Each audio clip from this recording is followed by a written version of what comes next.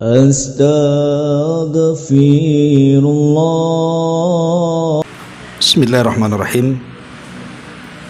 Assalamualaikum warahmatullahi wabarakatuh.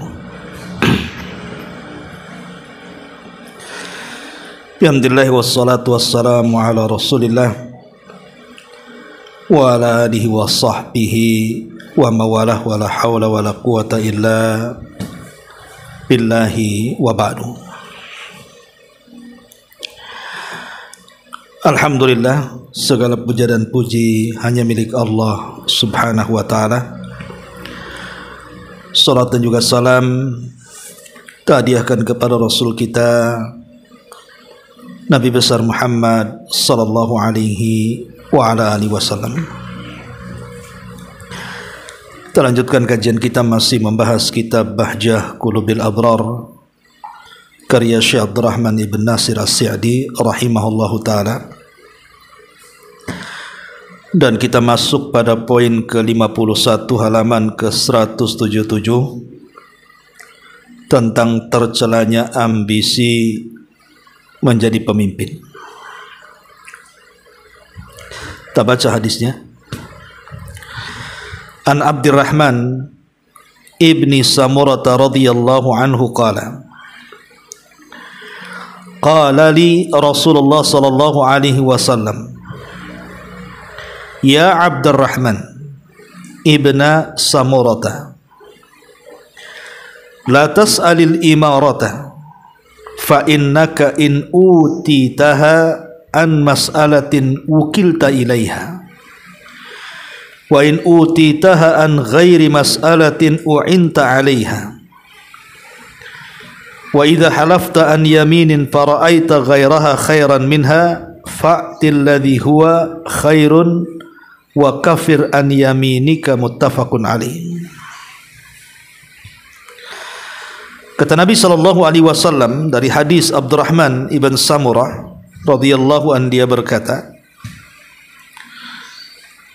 di mana Nabi sallallahu alaihi wasallam bersabda kepadaku, wahai Abdurrahman ibn Samurah, janganlah kamu meminta jabatan ataupun kepemimpinan, sebab jika kamu diberi jabatan karena memintanya, niscaya urusan itu akan diserahkan kepadamu. Artinya Allah tidak akan menolongmu. Sedangkan jika kamu diberikan tanpa memintanya, niscaya kamu akan ditolong Allah subhanahu wa ta'ala di dalam melaksanakan jabatan dan kepemimpinan itu.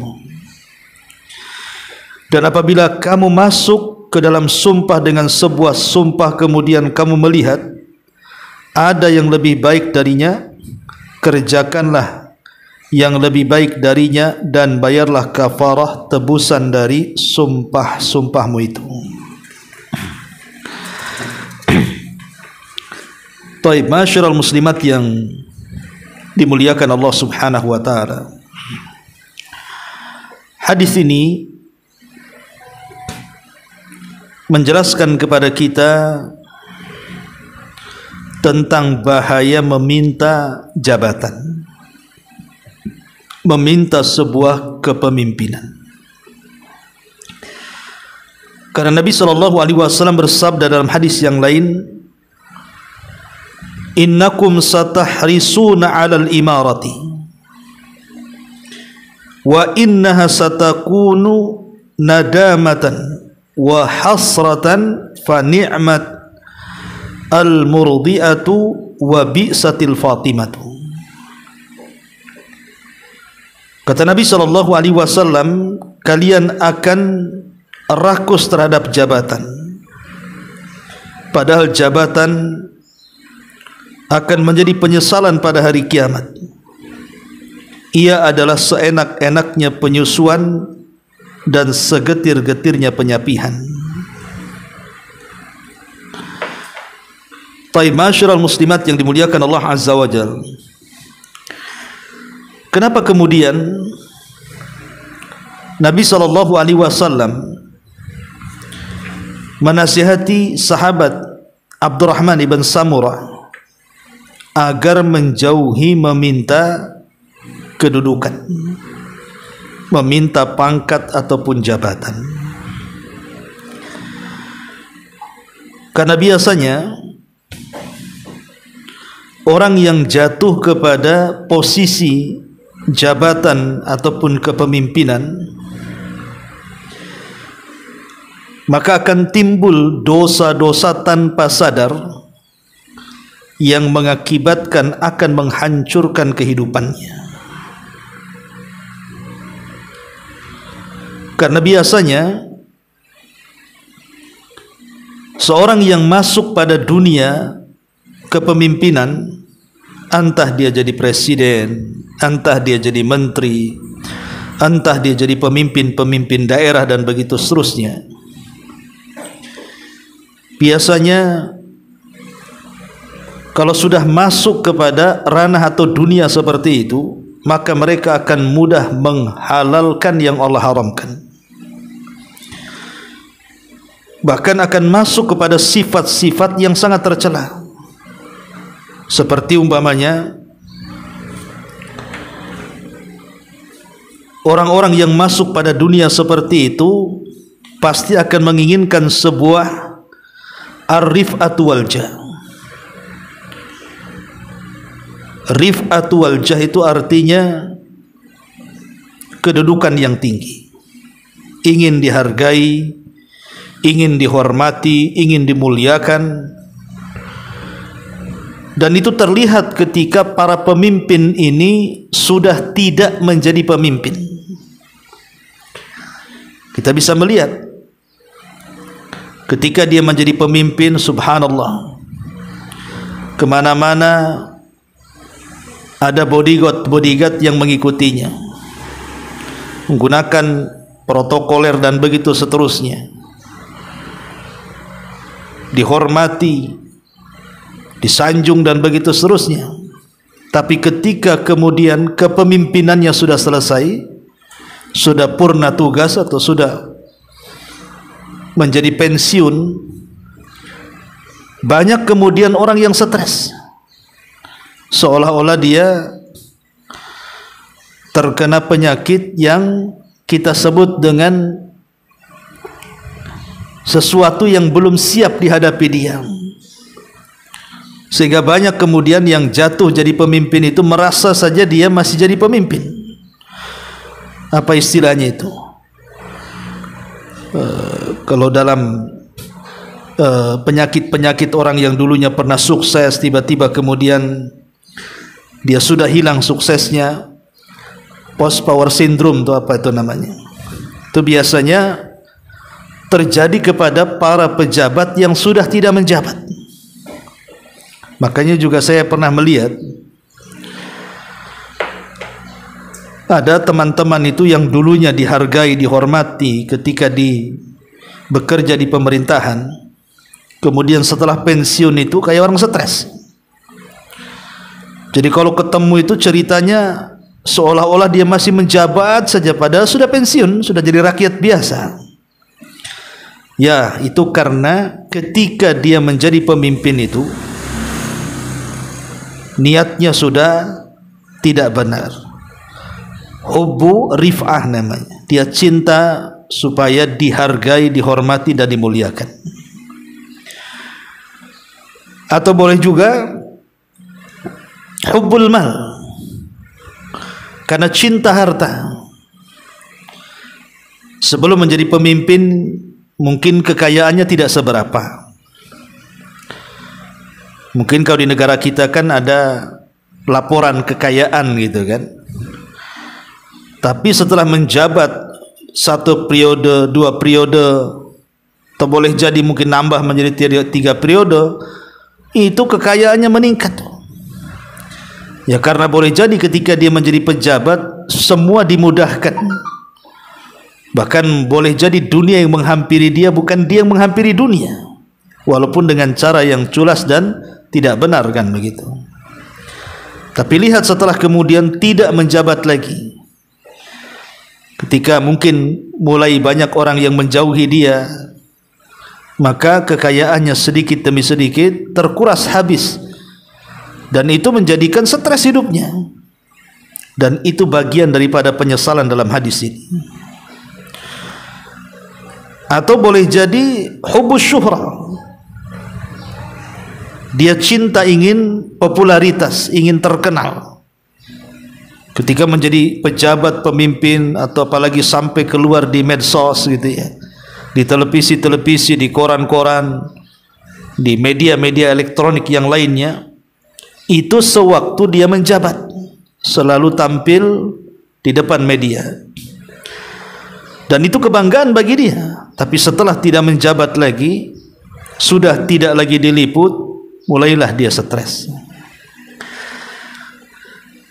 Lah kalau seandainya niat menjadi pemimpin itu hanya mengejar hubbur rif'ati, cinta supaya disanjung, cinta supaya dipuji, atau hubbul mal, karena ingin mengumpul-ngumpulkan harta benda saja, melampiaskan syahwatnya, atau mungkin hubbus syuhrah, cinta dengan popularitas, maka kalau seandainya dia turun dari kepemimpinan, maka dia akan merasakan penyesalan yang luar biasa.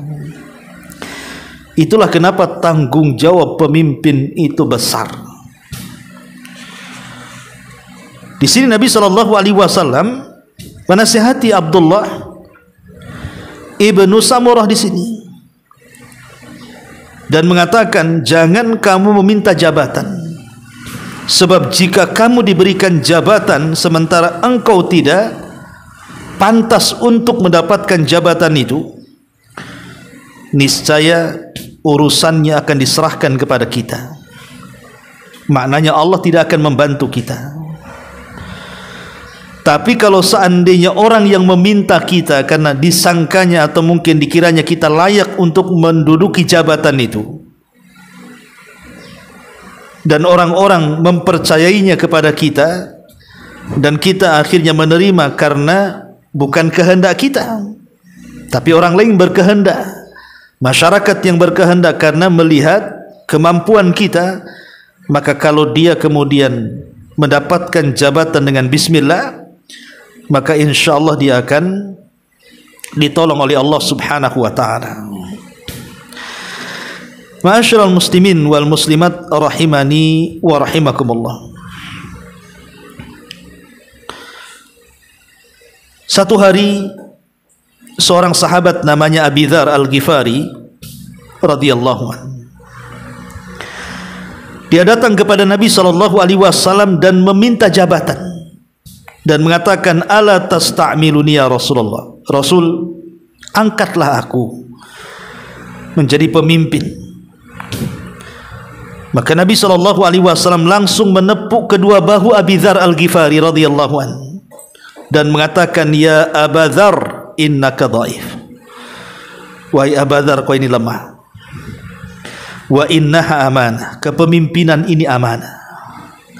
Wa innaha yaumal qiyamah hizyun wa nadamah, dan kelak pada hari kiamat maka engkau akan dihinakan dan akan timbul banyak penyesalan.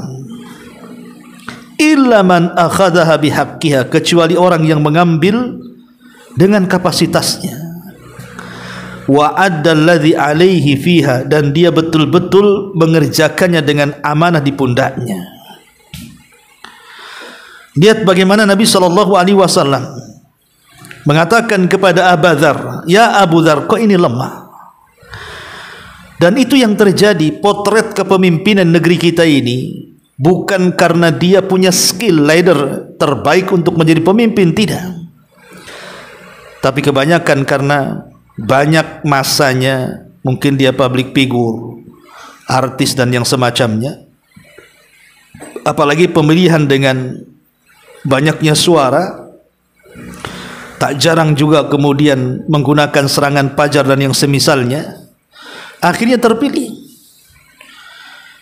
Orang-orang yang tidak memiliki kapasitas di bidangnya tiba-tiba kemudian diduduki orang tersebut, apa yang terjadi? Maka Nabi SAW mengatakan, idza wusidal amru ila ghairi ahli fantadiri sa'ah. Kalau sebuah urusan itu dipegang kepada yang bukan bidangnya, maka tunggulah kehancurannya, tunggulah kiamatnya. Itulah ancaman Nabi SAW. Makanya kenapa Nabi menasihati seperti itu. Kita lihat manusia terbaik setelah Nabi SAW adalah Abu Bakar Siddiq radhiyallahu anhu.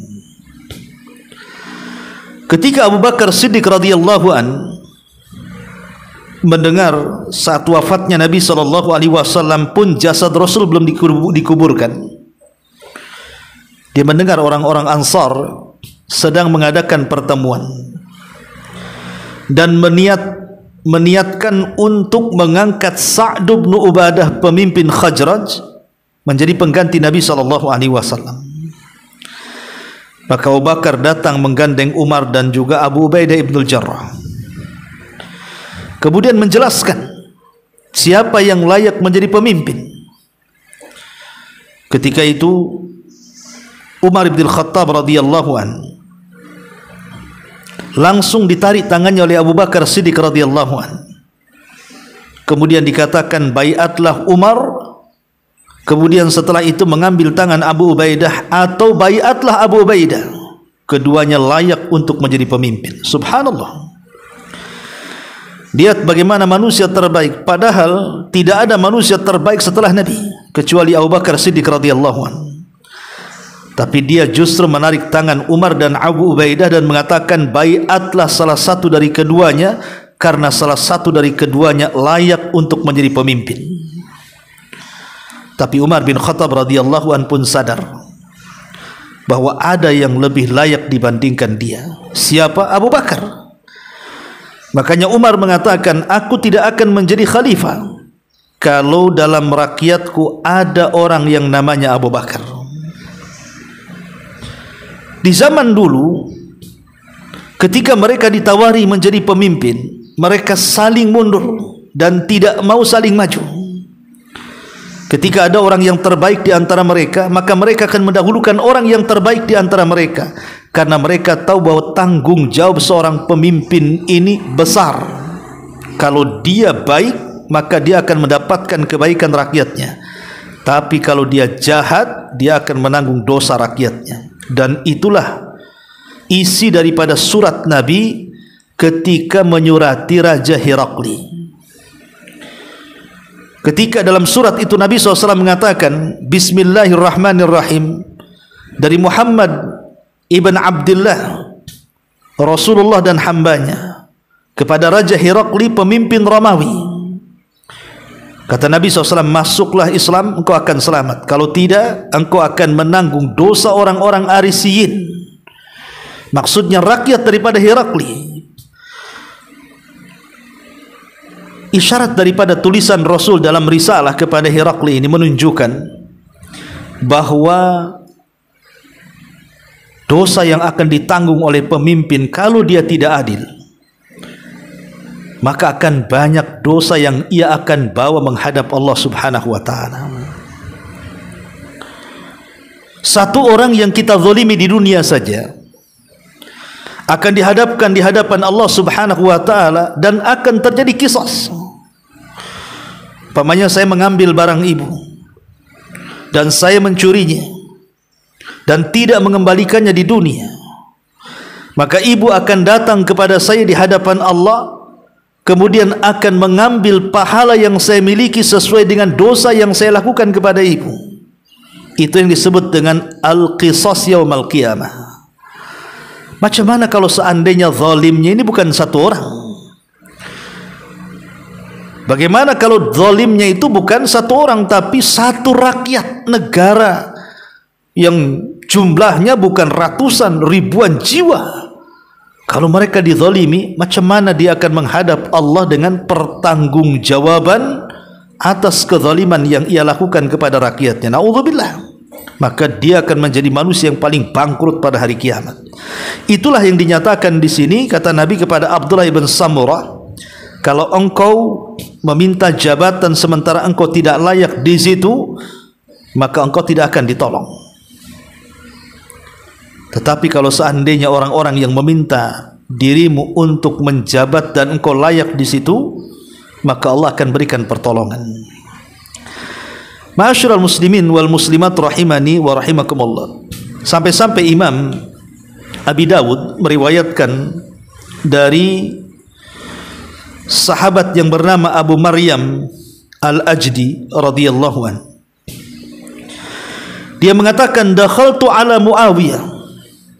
Aku masuk menemui penguasa Muawiyah. Faqala, lalu dia berkata, ma an'ama nabika aba fulan. Kami senang bertemu denganmu wahai Aba Fulan. Apa yang menyebabkan kamu menemuiku? Fakultu haditsan sami'tuhu. Maka aku menjawab sebuah hadis yang pernah aku dengar. Ukhbiruka bihi, yang aku akan habarkan dengannya. Sami'tun Nabiy sallallahu alaihi wasallam yaqul, aku mendengar Nabi sallallahu alaihi wasallam bersabda, man wallahu Allahu syai'an min amril muslimin fahtajaba duna hajatihim wa khallatihim wa faqrihim ihtajaballahu anhu duna hajatihi wa khallatihi wa faqrihi. Qala faja'ala rajulan ala hawaijin nas. Maka dia mengatakan, aku mendengar Nabi SAW bersabda, barang siapa dijadikan oleh Allah sebagai pemimpin yang mengurusi sesuatu dari urusan kaum muslimin, lalu dia menutupi diri dari keperluan masyarakat, kebutuhan masyarakat, kefakiran masyarakat, niscaya Allah akan tutup diri pemimpin tersebut dari keperluannya, kebutuhannya dan kefakirannya. Kemudian rawi mengatakan, ketika Muawiyah mendengar hadis itu, maka Muawiyah langsung menetapkan seseorang untuk mengurusi kebutuhan-kebutuhan rakyatnya. Lihat bagaimana Nabi SAW mengancam siapapun pemimpinnya yang menyusahkan rakyatnya, siapapun pemimpinnya yang zalim kepada rakyatnya, apalagi tahu rakyatnya yang lemah, dia mengambil hak mereka, maka Allah akan mengambil hak dia. Dari sini Muawiyah bin Abi Sufyan sampai ketakutan. Karena ketakutannya akhirnya mendengar hadis ini, dia meminta kepada bawahannya untuk mencatat seluruh kebutuhan-kebutuhan rakyatnya, penuhi kebutuhan mereka. Begitulah takutnya para sahabat Nabi SAW memegang kepemimpinan. Tapi di zaman sekarang mana ada lagi takut? Mau mengambil hak rakyatnya, mau zalim kepada rakyatnya, memencekik rakyatnya, menerapkan hukum tumpul ke atas, tajam ke bawah pun tidak peduli. Itulah memang era-era akhir zaman.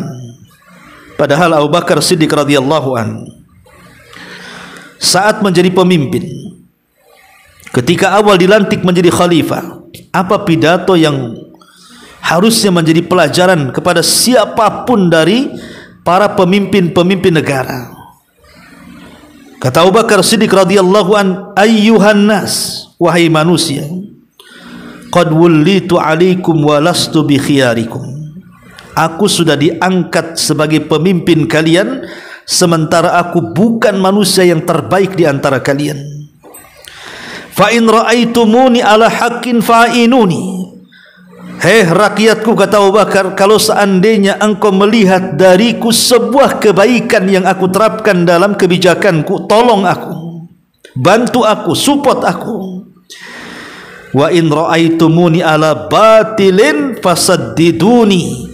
Tapi kalau engkau melihat aku di atas kebatilan, ada kebijakan-kebijakanku yang tidak pro rakyat, ada kebijakan-kebijakanku yang mungkin penuh dengan kezaliman, penuh dengan kebatilan, luruskan aku.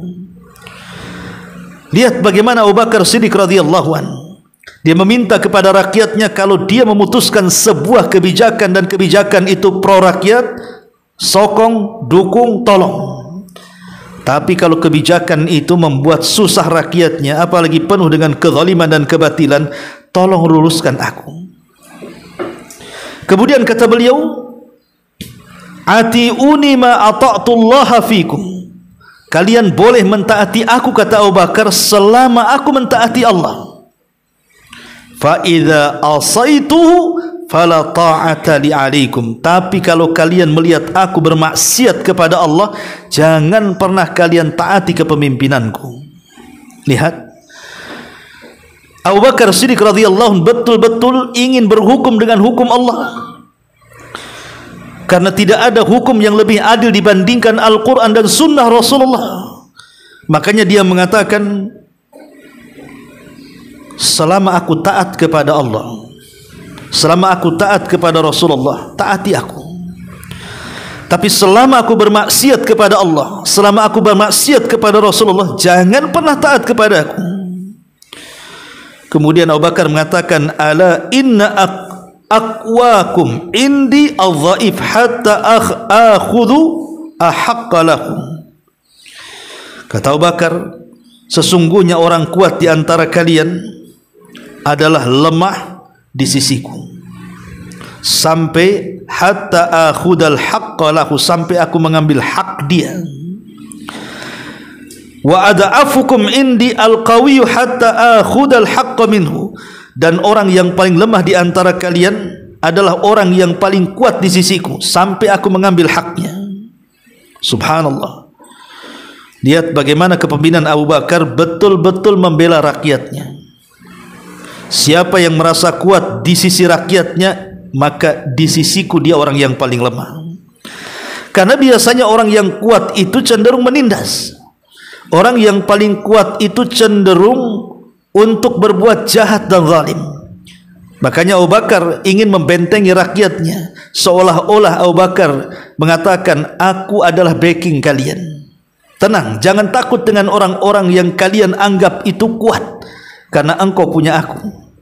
Tapi orang yang paling lemah di antara kalian, yang boleh saja ditindas, kalian orang yang paling kuat di sisiku. Kemudian Abu Bakar mengatakan, aqulu qauli hada wastaghfirullah li wa lakum. Inilah kata-kataku, aku hanya meminta ampun kepada Allah untukku dan untuk kalian. Lihat bagaimana ucapan yang membara dari Abu Bakar Siddiq. Ini percontohan pemimpin yang adil. Makanya kalau kita lihat bagaimana pemimpin-pemimpin yang adil itu betul-betul mendapatkan keutamaan yang besar di sisi Allah Subhanahu wa taala. Nabi SAW sampai memasukkan deretan 7 manusia yang akan mendapatkan naungan di hari yang tidak ada naungan kecuali naungan Allah Subhanahu wa taala. Kata Rasul, sab'atun yudhilluhumullahu fi dhillihi yawma la dhilla illa dhilluh. Ada 7 kelompok yang akan mendapatkan naungan arsy di saat tidak ada naungan kecuali dengan naungan arsy Allah Subhanahu wa taala. Yang pertama justru Rasul mengatakan imamun adil. Imam yang adil, pemimpin yang adil. Bahkan Nabi SAW sampai mendoakan dan mengatakan, man waliya min amri ummati syai'an farafaqa bihim fafruq bihi. Ya Allah, siapapun dari umatku yang diangkat menjadi pemimpin, kok dia lembut dengan rakyatnya, dia baik dengan rakyatnya, dia memperhatikan hak dan kebutuhan rakyatnya, maka perbaikilah pemimpin yang seperti ini. Tapi sebaliknya, kata Rasul, barang siapa yang diangkat menjadi pemimpin dari umatku kemudian dia berbuat jahat kepada rakyatnya, hancurkan pemimpin yang seperti ini. Ma'asyiral muslimin yang dimuliakan Allah Subhanahu wa taala, maka dari sini ada nasihat kepada para pemimpin, siapapun pemimpinnya. Apakah pemimpin ini selevel negara, mungkin presiden atau bawahannya menteri-menteri, atau mungkin sampai kepada wali kota, lurah, RT, RW, sampai kepada pemimpin rumah tangga. Kata Nabi SAW, thalathatun la yaruddullahu du'a'ahum. Ada 3 kelompok, tidak mungkin ditolak doanya. Yang pertama, adz-dzakirullaha katsira, orang-orang yang berzikir kepada Allah. Yang kedua, wal mazlum, orang yang dizalimi. Dan yang ketiga, wal imamul muqsid, dan pemimpin yang adil. Ini bentuk pertolongan Allah, di mana para pemimpin yang adil itu mereka ditolong Allah dengan cara dikabulkan doa-doanya. Maka mulailah dari pemimpin-pemimpin keluarga, baru naik kepada pemimpin-pemimpin berikutnya sampai boleh jadi ke pemimpin negara. Maka kalau doa-doa Anda ingin dikabulkan, maka menjadilah pemimpin yang adil. Karena kalau seandainya Anda menjadi para pemimpin yang adil, maka Nabi SAW menganggap pemimpin yang seperti ini adalah manusia terbaik yang ada di kolong langit.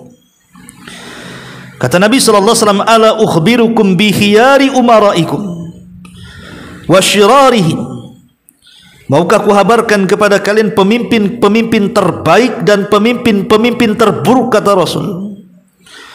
Adapun pemimpin-pemimpin terbaik, khiyaruhum alladzina tuhibbunahum wa yuhibbunakum wa tad'una lahum wa yad'una lakum. Pemimpin-pemimpin yang kalian cinta dengan rakyat atau yang dicintai rakyat, atau yang kalian berdoa dengan doa baik kepada rakyat atau yang didoakan baik oleh rakyatnya. Maka kita lihat, kalau satu pemimpin itu dilaknat oleh rakyatnya, dijelek-jelekan oleh rakyatnya, diburuk-burukan oleh rakyatnya, berarti pemimpin yang seperti ini bukan tanda-tanda pemimpin yang baik. Karena Rasul yang mengatakan, wa syiraru ummaraikum, dan seburuk-buruk pemimpin kalian adalah alladzina tubghidunahum wa yubghidunakum wa tal'anunahum wa yal'anunakum. Engkau membenci rakyatnya dan rakyat membenci engkau. Engkau melaknat rakyatnya dan rakyat melaknat engkau. Maka berlindunglah dari pemimpin-pemimpin yang buruk, karena mereka adalah pemimpin-pemimpin yang dilaknat Allah Subhanahu wa ta'ala. Ma'asyiral muslimat yang dimuliakan Allah Subhanahu wa ta'ala, satu hari Umar bin Khattab radhiyallahu anhu, entah kenapa dia bicara dengan unta yang merupakan unta sedekah. Jadi Umar berdialog dengan unta, padahal unta pun tak paham dengan dialog Umar. Umar mengatakan di hadapan unta, inni akhafu an us'ala anka yaumal qiyamah. Heh unta, katanya, aku takut aku akan ditanya gara-gara kamu pada hari kiamat, katanya. Lihat, karena unta itu unta sedekah. Takut kalau seandainya Umar itu tidak menyalurkan unta-unta itu kepada yang berhaknya, maka dia tanya setiap barang-barang yang merupakan milik rakyat, semua akan ditanya di hadapan Allah Subhanahu wa ta'ala. Sampai unta pun ditanya sama Umar. Hei unta, kata Umar, aku takut gara-gara engkau aku akan ditanya di hadapan Allah Subhanahu wa ta'ala kelak pada hari kiamat. Ma'asyiral muslimin muslimat yang dimuliakan Allah Subhanahu wa ta'ala, makanya dalam sebuah hadis Rasul mengatakan, in syi'tum an ba'tukum an imarati wa ma hiya. Jika kalian mau, kata Rasul, aku akan habarkan jenis kepemimpinan bagi kalian. Apa itu menjadi pemimpin, kata Rasul? Maka sahabat mengatakan, apa itu wahai Rasul? Maka Rasul mengatakan, awwaluha malamah, wa thaniha nadamah, wa thalithuha azabun yaumal qiyamah. Awal diangkat menjadi pemimpin itu sebuah kehancuran. Yang keduanya, engkau akan mendapatkan penyesalan. Yang ketiganya, engkau akan mendapatkan azab pada hari kiamat. Illa man adal, kata Rasul, kecuali engkau menjadi pemimpin yang adil. Maka kalau seandainya pemimpin itu tidak adil, maka dia akan mendapatkan tiga perkara ini. Pertama, malamatun, kehancuran. Yang kedua, nadamatun, penyesalan. Yang ketiga, azabun yaumal qiyamati, azab kelak pada hari kiamat. Na'udzubillah thumma na'udzubillah. Itulah yang kemudian Nabi SAW sampai menasihati sahabat Abdullah ibn Samurah ini. Ma'asyiral muslimat yang dimuliakan Allah Subhanahu wa taala. Tapi ada sebuah hal yang menarik dari surat yang ditulis oleh Al-Hasan kepada Umar bin Abdul Aziz. Jadi ketika Umar bin Abdul Aziz diangkat menjadi khalifah, dia menulis kepada Imam Al-Hasan untuk mencatat ciri-ciri pemimpin yang adil itu seperti apa. Harusnya seperti itu. Harusnya para pemimpin itu punya penasihat-penasihat spiritual yang memang ahli dalam agama, ahli di dalam Al-Quran, ahli dalam hadis-hadis Nabi SAW, supaya setiap keputusannya tidak keluar daripada firman Allah dan hadis Nabi SAW. Karena itu keadilan. Ya. Maka kemudian Imam Hasan mencatat sebuah surat permintaan wasiat daripada Umar bin Abdul Aziz untuk mencatat ciri-ciri pemimpin yang adil. Isi suratnya, "I'lam ya Amiral Mu'minin, innallaha ja'alal imam al-adila kiwama kulli ma'ilin wa qasda kulli ja'irin wa salaha kulli fasidin wa quwwata kulli dha'ifin wa nisfata kulli madhlumin wa mafza'a kulli malhufin." Ketahuilah wahai Amiral Mukminin, sesungguhnya Allah telah menjadikan pemimpin yang adil itu pelurus setiap kebengkokan. Kalau ada yang bengkok di masyarakat, pemimpin yang meluruskannya. Ataupun pemberantas setiap kezaliman. Jadi kalau ada kejahatan di masyarakat, berantas oleh para pemimpin. Wasalaha kulli fasidin, dia memperbaiki setiap kerusakan. Ada di masyarakat, ada undang-undang yang nyeleneh, langsung buatkan undang-undang yang sesuai dengan syariat. Wa quwwata kulli dhaifin, dan pemimpin adalah kekuatan bagi orang-orang lemah. Bukan melemahkan orang-orang yang lemah, tapi menguatkan orang-orang yang lemah. Ini mah tidak. Yang miskin makin miskin, yang kaya pula makin kaya. Ya. Kemudian wa nisfata kulli madhlum, dia sebagai penolong bagi siapapun yang terzalimi. Harusnya para pemimpin menolong siapapun yang menjerit karena dizalimi manusia, bukan dia pelaku kezaliman. Wa mafza' kulla malhuf, dan dia harus sebagai yang bisa menakut-nakuti orang-orang yang jahat supaya dia sadar. Itulah yang ditulis oleh Imam Hasan kepada Umar bin Abdul Aziz, seorang khalifatul muslimin, yang dengan nasihat Imam Hasan al-Basri rahimahullahu ta'ala ini, Umar bin Abdul Aziz menjadi satu-satunya pemimpin yang adil setelah Khulafaur Rasyidin. Ma'asyiral muslimin, muslimat yang dimuliakan Allah Subhanahu wa taala. Kemudian apa lagi yang ditulis dalam surat itu? Dia mengatakan, ya Amirul Mukminin karra'is syafiq ala ibilihir rafiq.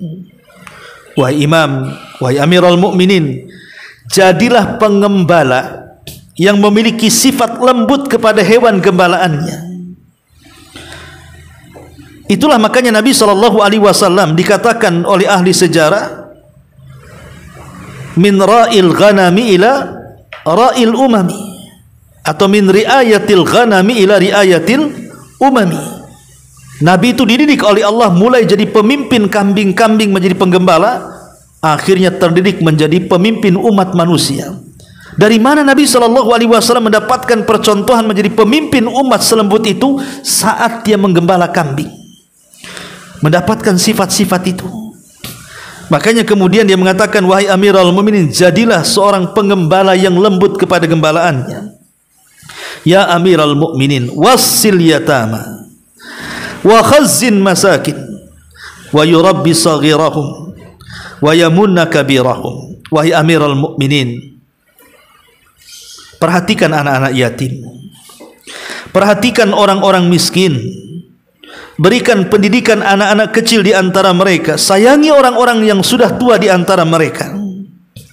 Ya Amiral Mukminin, kal qalbi bainal jawaih tasluhul hawaij bisalahihi wa tafsudu bifasadihi. Wahai Amiral Mukminin, seperti hati yang sangat lembut yang bisa membenahi yang rusak dan berusaha untuk memperbaiki yang rusak. Ya Amiral Mukminin, huwal qaim bainallah wa baina ibadi, yasma'u kalam Allah wa yusmi'uhum, wa yanzuru ila Allah wa yurihim, wa yanqadu ila Allah wa yakuduhum. Wahai Amiral Mukminin, katanya, tegaklah di antara Allah dan di antara hamba-hambanya. Artinya, jangan lupakan Allah ketika mengurus rakyatnya. Dengar kalam Allah Al-Quran dan perdengarkan Al-Quran kepada rakyatmu. Jadi Imam Hasan meminta kepada Khalifah Umar bin Abdul Aziz untuk mendengarkan Al-Quran dan memperdengarkan Quran juga kepada orang lain, kepada rakyatnya. Sebab kalau pemimpin dekat dengan Quran, maka dia akan adil dalam kepemimpinannya. Lihat kepada Allah, kemudian perlihatkan Allah kepada mereka. Lihat kepada Allah, perlihatkan Allah kepada mereka. Maksudnya, dekatlah dengan Allah.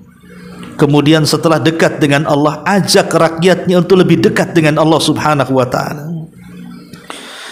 Ma'asyiral muslimat yang dimuliakan Allah Subhanahu wa ta'ala, dan banyak lagi, sampai kepada ucapan ya Amirul Mukminin, idza bu'thira ma fil qubur wa hussila ma fis sudur fal asraru zahiratun wal kitabu la yughadiru saghiratan wala kabiratan illa ahsaha. Ya Amiral Mukminin, apabila engkau sudah masuk ke liang kubur, kemudian yang tidak tampak di dunia Allah tampakkan di hadapannya, dan kitab-kitab catatan tidak ada satupun yang tertinggal dari dirimu, baik yang kecil ataupun yang besar, pasti ada catatannya. Apa yang kau akan dihadapkan di hadapan Allah Subhanahu wa ta'ala. Kemudian Umar bin Abdul Aziz ketika membaca surat itu, fabaka, dia pun menangis. Dan dia berusaha untuk mengamalkan nasihat Hasan Al-Basri rahimahullahu ta'ala. Inilah contoh bagaimana kepemimpinan di zaman dulu itu luar biasa. Tapi sayang, cerita hanyalah tinggal cerita, kisah hanyalah tinggal kisah. Tidak pernah kemudian diambil ibrah dan pelajaran oleh para pemimpin sekarang. Betul kata Anas bin Malik radhiyallahu anhu mengatakan, sayati alaikum zaman walladhi ba'dahu syarru minhu. Akan datang zamannya di mana setelahnya pasti lebih buruk daripada sebelumnya. Lihat pemimpin-pemimpin di zaman dulu dengan pemimpin-pemimpin di zaman sekarang. Kemana Umar bin Abdul Aziz? Kemana Abu Bakar? Kemana Uthman? Kemana Ali? Kemana Abu Bakar Siddiq radhiyallahu anhu? Kemana kepemimpinan Nabi sallallahu alaihi wasallam? Maka Islam hanya tinggal namanya, Al-Quran hanya tinggal catatannya. Itulah yang terjadi kepemimpinan di hari yang sekarang ini. Kalau di zaman Rasul saja, Rasul mengatakan kepada Abdullah ibn Samurah, jangan meminta kepemimpinan. Harusnya sabda Rasul itu berlaku di zaman sekarang. Harusnya ucapan Nabi SAW berlaku di zaman sekarang. Orang-orang yang tidak memiliki kapasitas harusnya jangan menyodorkan diri. Ini tidak, kampanyenya saja aneh. Pilih saya, jangan pilih dia. Kalau zaman dulu pilih dia, jangan pilih saya. Slogan kampanyenya saja sudah berbeda, ibu ya. Maka bertakwalah kepada Allah Subhanahu wa ta'ala. Anda yang sudah menjadi pemimpin, maka bertakwalah kepada Allah Azza wa Jalla, dan jangan tersinggung dengan kritikan yang baik. Umar bin Khattab saat diangkat menjadi pemimpin, dia berjalan dengan Aslam ke pasar. Tiba-tiba ada nenek tua mengatakan, ya Umair ittaqillah. Bukan ya Amiral Mukminin, bukan ya Umar, ya Umar. Umar itu bahasa Arab, itu ismu tasghir namanya, isim yang merendahkan. Dia mengatakan, ya Umar, wahai Umar kecil, bertakwalah kau kepada Allah Subhanahu wa ta'ala. Dulu kau anak-anak, kemudian jadi dewasa, kau tiba-tiba kau jadi pemimpin pula, dari mana jalannya?" katanya. Tiba-tiba wanita ini mengatakan, "Ittaqillah, bertakwalah kau Umar." Maka Umar menangis. Ketika itu Aslam marah dan mengatakan, "Ya Umar, biarkan aku akan hardik wanita itu. Kurang ajar betul dia. Kenapa tidak memanggil engkau Amirul Mukminin?" Tapi Umar mengatakan, "Da'uha, tinggalkan. Kamu tahu siapa dia?" Kata Aslam mengatakan, "Aku tidak tahu." Kata Umar, "Dialah Haulah bintu Hakim, wanita yang karenanya turun satu surat dari langit, itulah dengan sebutan suratul Mujadalah." Maka Umar pun kemudian mengambil ibrah dan langsung menangis ketika mendengar kalimat ittaqullah, bertakwalah kepada Allah Azza wa Jalla. Tapi mana ada pemimpin yang sekarang kau diingatkan untuk bertakwa kepada Allah kemudian langsung menangis, menyadari dirinya yang ada justru boleh jadi yang menasihatinya bisa saja ditangkap, dipenjarakan, atau dilenyapkan. Naudzubillah. Ya, wajar kalau Nabi SAW mengatakan afdalul jihad indallah, seutama-utama jihad di sisi Allah adalah kalimatul haq inda sultanil jair, nasihat yang baik di hadapan pemimpin yang zalim. Tapi sebagai ahli sunnah wal jamaah, kalau kita dihadapkan dengan pemimpin-pemimpin yang seperti ini, tetap kita harus taat, tetap kita harus mendengar selama perintahnya adalah kebaikan. Karena Rasul yang mengatakan la ta'ata li makhluqin fi maksiatil khaliq, tidak ada ketaatan kepada makhluk ketika dia bermaksiat kepada Allah Subhanahu wa taala. Ma'asyiral muslimat yang dimuliakan Allah Subhanahu wa taala, ini di antara keterangan hadis yang ke-51 tentang tercelanya ambisi kepemimpinan. Kemudian di sini di ujung hadis Rasul mengatakan, "Idza halafta an yaminin fara'aita ghairaha khairan minha fa'til ladzi huwa khairun wa kafir an yaminika." Muttafaqun alaih. Dan apabila kamu bersumpah dengan sebuah sumpah kemudian kamu melihat ada yang lebih baik dari sumpah itu, kerjakan yang lebih baik darinya dan bayarlah kafarah tebusan dari sumpah itu. Di sini sabda Nabi yang kedua dikatakan oleh Syekh Abdurrahman As-Sa'di, lihat dalam halaman ke-180. Termasuk di antara makna hadis ini adalah seseorang yang bersumpah untuk meninggalkan kewajiban atau meninggalkan perkara sunnah, maka dia wajib membayar kafarah atas sumpahnya tersebut dan wajib melakukan perkara wajib dan sunnah yang ia telah bersumpah untuk meninggalkannya. Jadi contohnya adalah kalau seandainya seseorang bernazar untuk tidak melaksanakan sholat wajib, kalau saya sembuh saya akan meninggalkan sholat 5 waktu, kan konyol bu.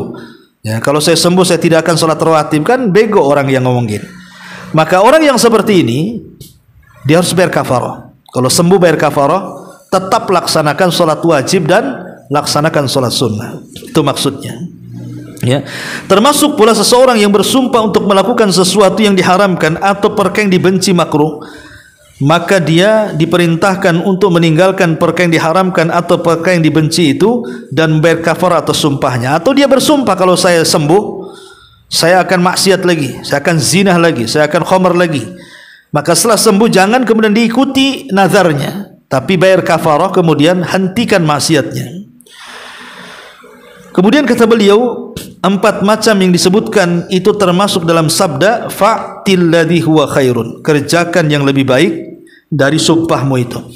Karena melakukan perkara yang diperintahkan dan meninggalkan perkara yang diharamkan secara mutlak keduanya termasuk kebaikan. Inilah makna firman Allah, wala taj'alullaha urdatan li aymanikum an tabarru wa tattaqu wa tuslihu bainan nas.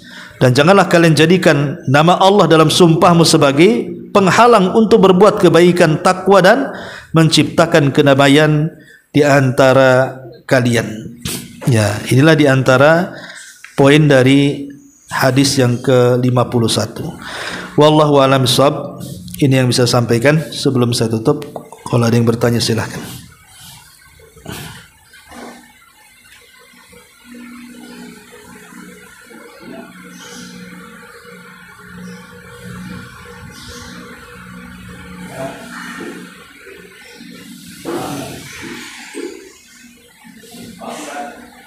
Enggak ada. Ya wallahu a'lam. Subhanaka wa bihamdika asyhadu an la ilaha illa anta astaghfiruka wa atubu ilaik. Allahu ta'ala alam. Assalamualaikum warahmatullahi wabarakatuh.